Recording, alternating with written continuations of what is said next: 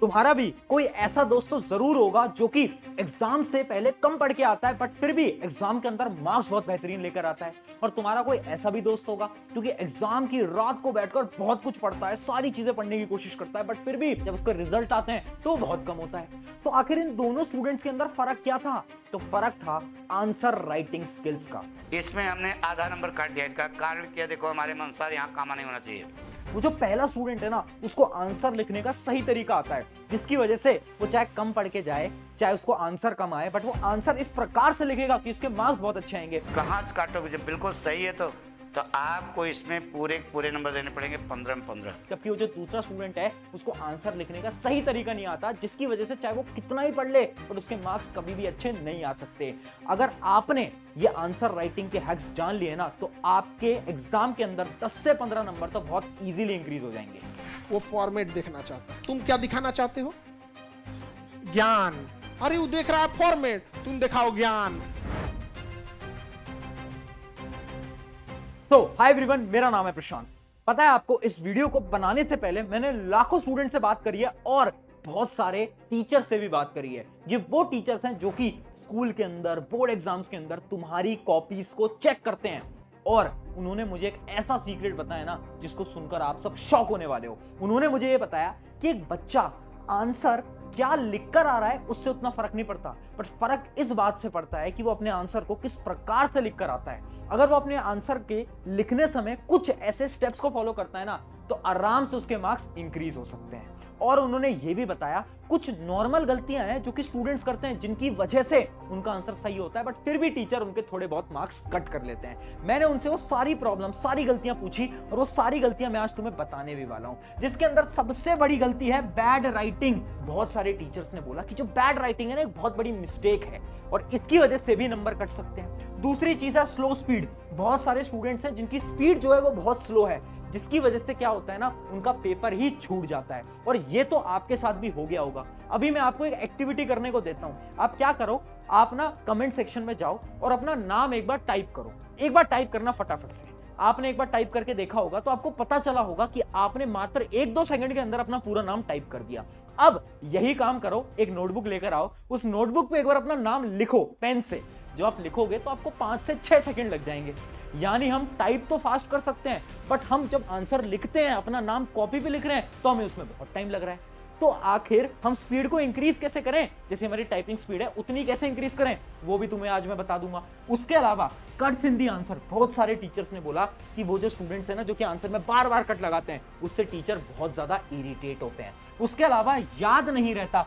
बहुत सारे स्टूडेंट्स की ये प्रॉब्लम है आज के समय पर कि वो पढ़ के जाते हैं बट एग्जाम के टाइम पे याद नहीं रहता। तो जो सारी प्रॉब्लम्स है ना, इन सारी प्रॉब्लम्स का एक एक करके सॉल्यूशन जानेंगे। सबसे पहले समझते हैं आपकी पहली प्रॉब्लम, जो कि है बैड राइटिंग। मैंने बहुत सारे टीचर से बात करी, बैड राइटिंग से फर्क पड़ता है या नहीं फर्क पड़ता, तो सभी टीचर ने बोला हाँ फर्क तो पड़ता है, बट फर्क तब पड़ता है जब राइटिंग इतनी बेकार है कि वो पढ़ने में ना आए। अगर आपकी राइटिंग ऐसी है ना जो कि पढ़ने में आ जा रही है, तो उतना ज्यादा फर्क नहीं पड़ने वाला। बट फिर भी अगर आपको अपनी राइटिंग को इंप्रूव करना है, तो एक वीडियो मैंने राइटिंग इंप्रूव के ऊपर पूरी बना रखी है, उसको जाकर देख लेना। मात्र 4-5 दिन के अंदर राइटिंग आपकी उससे इंप्रूव हो जाएगी। बट राइटिंग इंप्रूव से उतना फर्क नहीं पड़ता। तो मैंने टीचर से पूछा तो फर्क किस बात से पड़ता है, तो उन्होंने मुझे एक बड़ी अच्छी टेक्निक बताई और उस टेक्निक का नाम था आंसर सीक्वेंस। यानी हर एक टीचर ने यह बोला कि एक स्टूडेंट आंसर्स को किस सीक्वेंस में अटेम्प्ट करता है वो बहुत इंपॉर्टेंट होता है। जैसे मैं अभी आपको 2 कॉपीज दिखाता हूं। यह है आपके सामने कॉपी नंबर 1, जिसने आंसर 1 आंसर 2 एकदम नॉर्मल ऑर्डर के अंदर लिखा हुआ है। और देखो बीच में स्पेस भी दी है। आप ध्यान से अगर देखोगे तो बीच में आपको यहां पर स्पेस भी दिख जाएगी। जबकि मैं आपको दूसरे स्टूडेंट की कॉपी दिखाता हूं तो इसकी राइटिंग भी नॉर्मल ही है, बट इसने गलत ऑर्डर के अंदर आंसर्स को अटेम्प्ट करा है और उसने स्पेस नहीं दी। ये देखो स्पेस बहुत कम है, जिसकी वजह से जब इस स्टूडेंट की कॉपी चेक होगी ना, तो ऑटोमेटिकली इसके 3-4 नंबर कम आने वाले हैं उस स्टूडेंट के कंपेयर में, चाहे इनका पूरा आंसर सेम हो। अब इससे फर्क क्या पड़ता है? इससे फर्क ये पड़ता है ना बेटा, ध्यान से समझ लेना। हर एक टीचर ये बोलता है कि अगर आप एक नॉर्मल ऑर्डर के अंदर अपने आंसर को अटेम्प्ट करोगे ना, तो टीचर को कॉपी चेक करने में बहुत आसानी होगी। 1 2 3 4 5 6 इस ऑर्डर में। अगर आपको कोई क्वेश्चन नहीं आता तो उसको ना लास्ट में अटेम्प्ट करो, बट बीच में अटेम्प्ट मत करना। अगर आप बीच में अटेम्प्ट करते हो ना, तो टीचर को बड़ी फ्रस्ट्रेशन होती है। और एक कहावत है, बड़ी ध्यान से उसको याद कर लेना, कि जितना कम समय एक टीचर आपकी कॉपी चेकिंग में बिताएंगे, उतने ज्यादा आपके मार्क्स आएंगे। ये बहुत इंपॉर्टेंट है। ये है अपनी पहला एक। अब बढ़ते हैं आपकी दूसरी प्रॉब्लम की तरफ, जो कि थी कि आप बहुत ज्यादा स्लो लिखते हो। तो आपकी जो प्रॉब्लम है ना, इसका सोल्यूशन क्या है? तो इसी का सोल्यूशन है आपका fast writing hack. Fast writing hack के अंदर बेसिकली दो पार्ट्स होते हैं। पहला आपका पार्ट है कुछ hand warm up exercises. Hand warm up exercise ये क्या होता है? देखो, इमेजिन करो 9 बजे आपका एग्जाम है। अब आपको क्या करना है, एग्जाम से आधे घंटे पहले आप एक नोटबुक तो रख ही सकते हो अपने पास, एक रफ पेज तो अपने पास रख ही सकते हो, और पेन तो आपके पास हो गई। आपको क्या करना है, उस नोटबुक के ऊपर अपने पेन से कुछ एक्सरसाइज करनी है। एक्सरसाइज क्या है? ऐसे लाइंस बनाओ, ऐसे लाइंस बनाओ, ऐसी लाइंस बनाओ, फिर ऐसी लाइंस बनाओ, फिर ऐसी लाइंस बनाओ, है ना, फिर ऐसी ऐसी लाइंस बनाओ, ऐसी ऐसी लाइंस बनाओ। इनसे क्या हो रहा है? इनसे आपका जो हैंड और जो ब्रेन मूवमेंट है ना, वो कोऑर्डिनेट हो रहा है। और जब आप आंसर लिखने जाओगे ना, तो जो आपकी प्रॉब्लम है ना कि आप बहुत धीरे धीरे धीरे धीरे लिखते हो, वो प्रॉब्लम खत्म हो सकती है। तो ये तो होता है हैंड वार्म अप एक्सरसाइजेस। इसके अलावा एक स्टेप आपको और करना है, जो कि है एयर राइटिंग। देखो, अगर आप स्लो लिखते हो ना, तो उसका एक सिंपल सोल्यूशन है कि आप ना डेली राइटिंग की प्रैक्टिस करो। कैसे? आपको हवा के अंदर राइटिंग की प्रैक्टिस करनी है। यानी इमेजिन करो आप कहीं पर भी ट्रैवल कर रहे हो, आप अपने दोस्त के साथ पीछे स्कूटी के ऊपर बैठे हो, बट आपको क्या इमेजिन करना है ना, आपको इमेजिन करना है कि आपके हाथ में पेन है और सामने एक किताब है, और आप उस किताब पे फटाफट से एक बार अपना नाम लिखने की कोशिश करो। एक बार आप अभी भी कर सकते हो, जो भी आपका नाम है एक बार वो फटाफट से लिखने की कोशिश करो। इससे क्या होगा, आपका जो हाथ है, जो आपकी कलाई है, वो मूव करती रहेगी, और जितना ये मूव कर रही है ना, उतना ज्यादा आपकी राइटिंग स्पीड ऑटोमेटिकली इंक्रीज होती रहेगी। तो राइटिंग स्पीड अगर इंक्रीज करनी है, दो सिंपल स्टेप्स हैं। एक तो है वार्म अप एक्सरसाइजेस, दूसरा है एयर राइटिंग। कभी कभार एयर राइटिंग करने की ट्राई करा करो, उससे आपकी राइटिंग स्पीड ऑटोमेटिकली इंक्रीज हो जाएगी। अगर ये ट्राई करा तो जो प्रॉब्लम है ना कि पेपर छूट जाता है, कभी नहीं छूटने वाला। इसके बाद ट्राई करके देखना। अब बढ़ते हैं आपकी अगली प्रॉब्लम की तरफ। अगली प्रॉब्लम आपकी ये थी कि बीच बीच में बहुत सारे आप कट्स लगाते हो। आपने भी नोट करा होगा कि आप बार बार हर बार कट्स लगा रहे हो, और टीचर जो होते हैं जब वो कट्स देखते हैं ना, तो बहुत ज्यादा इरिटेट होते हैं, क्योंकि उनके लिए क्या है ना कि जब भी आप एक आंसर को कट करते हो, उन्हें लगता है कि यार बहुत बेकार स्टूडेंट है, और वो आपके मार्क्स वहां पर कट कर सकता है। बट उसी का मैं एक आपको सोल्यूशन देने वाला हूं, वो है लॉन्ग आंसर हैक। इमेजिन करते हैं कि एग्जांपल लेते हैं। एक एग्जांपल है इस क्वेश्चन का। मान लो एक क्वेश्चन है ना, ये आपके पेपर के अंदर आया ये क्वेश्चन, और आपको याद है कि उसके 4 पॉइंट्स होते थे, 4 या 5 पॉइंट्स होते थे, वो जो आपके लॉन्ग आंसर होते हैं। अब आपको क्या करना है, आपको अपने जो आपकी आंसर शीट है उसके लास्ट पन्ने पे जाना है। उस लास्ट पन्ने के ऊपर हेडिंग डालनी है रफ। क्या लिखना है? रफ। अब आप उसके अंदर कोई भी रफ का काम कर सकते हो, कोई भी टीचर कुछ नहीं बोलेगा, ठीक है। आपने हेडिंग डाली रफ, और उसके अंदर आप एक बार दिमाग से सोच लेना कि कौन कौन से 5 पॉइंट आप लिखने वाले हो। अब क्या करो, अब फटाफट से कॉपी पलटो, यहां पर आ जाओ, और यहां पर पूरी तरीके से उनको एक्सप्लेन करके वो 4-5 पॉइंटर यहां पर तुम लिख दो। इससे क्या होगा, इससे आपकी कटिंग अवॉइड होगी। अब आते हैं आपकी अगली प्रॉब्लम की तरफ, जो कि याद नहीं रहता। याद नहीं रहता तो उसका एक बहुत सिंपल सोल्यूशन है, एक बहुत सिंपल हैक है। वो हैक क्या बोलता है, एक बार ध्यान से देखना। हैक का पहला स्टेप है रिकॉल दी चैप्टर।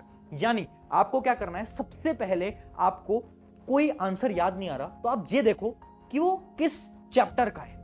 आपने मान लो चैप्टर आइडेंटिफाई कर लिया। अब आपको क्या करना है, अब आपको टॉपिक आइडेंटिफाई करना है कि किस टॉपिक के बारे में पूछ रहा है ना। आपको आंसर नहीं आता, आप बस इतना सोच रहे हो कि किस टॉपिक के बारे में पूछ रहा है। आपने टॉपिक आइडेंटिफाई कर लिया। अब उस टॉपिक से रिलेटेड कुछ भी लिख कर आ जाओ, कुछ भी, और लिखना हमेशा पैराग्राफ की फॉर्म में। क्यों?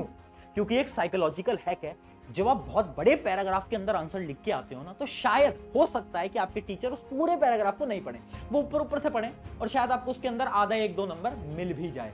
ऐसा भी हो सकता है।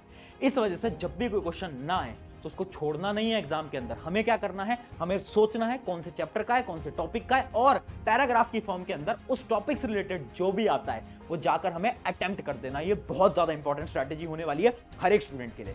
ये थी आपकी सारी प्रॉब्लम्स। अब मैं सारे टीचर से जब मैंने बात करी ना, तो मैंने समझे कुछ प्रेजेंटेशन हैक्स, कुछ प्रेजेंटेशन टिप्स, कुछ ऐसे टिप्स जिसकी मदद से आपके एग्जाम के अंदर मार्क्स बहुत अच्छे आ सकते हैं। तो वही टिप्स मैं आपको फटाफट से बता देता हूं, कुछ सिंपल प्रेजेंटेशन टिप्स जिससे आपके मार्क्स इंक्रीज होंगे, जिसके अंदर सबसे पहली अपनी ट्रिक होती है द कीवर्ड स्ट्रैटेजी। मैं आपको विद एग्जांपल दिखाता हूं कीवर्ड स्ट्रैटेजी क्या होती है। जैसे कि यहां पर ध्यान से देखो, मान लो मैं एक आंसर लिख रहा हूं। जब भी मैं आंसर लिख रहा हूं ना, तो उस आंसर के जो इंपॉर्टेंट वर्ड्स होंगे ना, उनको मैं क्या करूंगा, अंडरलाइन कर दूंगा। जैसे कि मैंने यहां पर कर रखा है, ये वर्ड इंपॉर्टेंट है, मैंने अंडरलाइन कर दिया, ये वर्ड इंपॉर्टेंट है, अंडरलाइन कर दिया।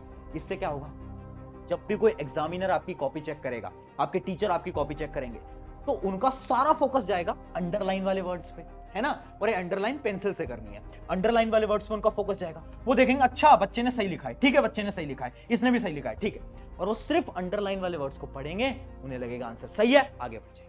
आपके पूरे आंसर वो नहीं पढ़ते, ये रियलिटी होती है, मैं सच बता रहा हूं, नंबर इससे बढ़ जाते हैं तुम्हारे, बहुत इंपॉर्टेंट है। ये थी आपकी पहली प्रेजेंटेशन टिप, ट्राई करके देखना। अगली प्रेजेंटेशन टिप की तरफ बढ़ते हैं, जो कि है डोंट यूज शॉर्ट फॉर्म्स। याद रखना, हर एक टीचर को ना बहुत ज्यादा बुरा लगता है जब तुम कोई शॉर्ट फॉर्म लिखते हो। शॉर्ट फॉर्म क्या होती है? बहुत अजीब अजीब सी तुम चीजें लिखते हो ना, जैसे राइट नाउ को आजकल तुम RN लिखते हो, बिकॉज को BCZ लिखते हैं हम। तो ये जो जितने भी शॉर्ट फॉर्म्स है ना, जो कि हम टेक्स्ट में आजकल जब हम टेक्स्ट करते हैं एक दूसरे को, तो हम इन शॉर्ट फॉर्म को यूज करते हैं। इन सारी शॉर्ट फॉर्म को अवॉइड कर देना। अगर गलती से लिख दिया ना, मैं सच बता रहा हूं, एग्जाम के अंदर नंबर बिल्कुल कटेंगे तुम्हारे। अगला प्रेजेंटेशन टिप की तरफ बढ़ते हैं, जो कि है cuts with the help of pencil. यानी जब भी आप कट लगा रहे हो ना, इमेजिन करो गलती से कुछ गलत हो गया, मान लो यहां पर आप ध्यान से देखो, कुछ गलती से मेरा गलत हो गया, तो अब मैं क्या करूंगा? मैं उसे पूरा गंदी तरीके से कट नहीं लगाऊंगा, मैं पेंसिल लूंगा, एक प्यारा सा एक सिंपल सा स्ट्रेट कट लगा दूंगा, एकदम स्ट्रेट। ट्राई करना, स्केल से कट कर दो, उससे क्या होगा? एकदम तुम्हारा आंसर नीट एंड क्लीन लगेगा। एक बार इस आंसर को तुम ध्यान से देखो, कितना नीट एंड क्लीन लग रहा है आंसर, है ना, एकदम साफ सुथरा लग रहा है, जबकि इसके अंदर कट्स भी हैं। यानी जब हम कट्स लगाएं, अगर हम पेंसिल की मदद से लगाएंगे ना, तो ऑटोमेटिकली क्या होने वाला है, हमारी जो नोटबुक है, जो हमारा आंसर है, बहुत बेहतरीन दिखने वाला है। अब बढ़ते हैं हमारी अगली प्रेजेंटेशन टिप की तरफ, जो कि है न्यूमेरिकल हैक।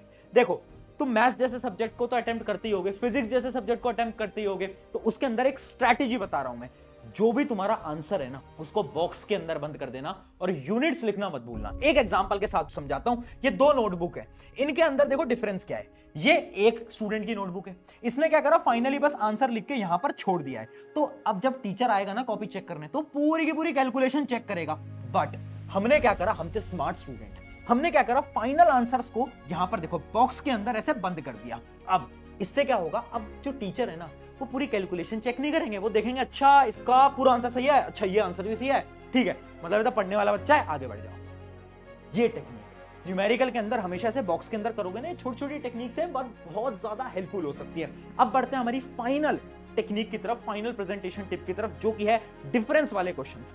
आपने देखा होगा बार बार सवाल आते हैं कि दो चीजों के बारे में डिफरेंस बताओ। हम क्या करते हैं ना, हम पहले एक हेडिंग डालेंगे, फिर उसके बारे में लिखेंगे, फिर दूसरे के बारे में लिखेंगे। ऐसा कभी मत करना।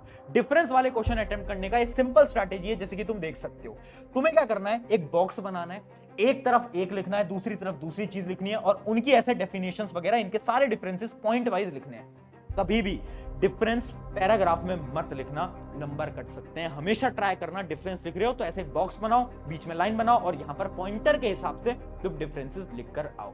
ये सारी ऐसी स्ट्रैटेजीज थी जो कि बोर्ड एग्जाम वाले, जितने भी तुम्हारे स्कूल टीचर्स हैं, सब इसी स्ट्रैटेजी के हिसाब से क्या करते हैं, आपकी कॉपीज को चेक करते हैं। तो अगर आपने इसको फॉलो करा, मार्क्स तो बिल्कुल बढ़ने वाले हैं। जाओ अब इन सारी टेक्निक्स को अटेम्प्ट करो, अपने एग्जाम के अंदर फटाफट से क्या करो, मार्क्स लेकर आओ। और आई होप आपने अपना नाम तो कमेंट करा ही होगा कमेंट्स के अंदर। कितने सेकंड के अंदर नाम कमेंट करा, कमेंट में बताओ। ऑन दिस नोट, शुक्रिया एवरीवन। एक दोस्त को इस वीडियो को शेयर कर देना। मेरा नाम है प्रशांत, मिलते हैं नेक्स्ट वीडियो के अंदर।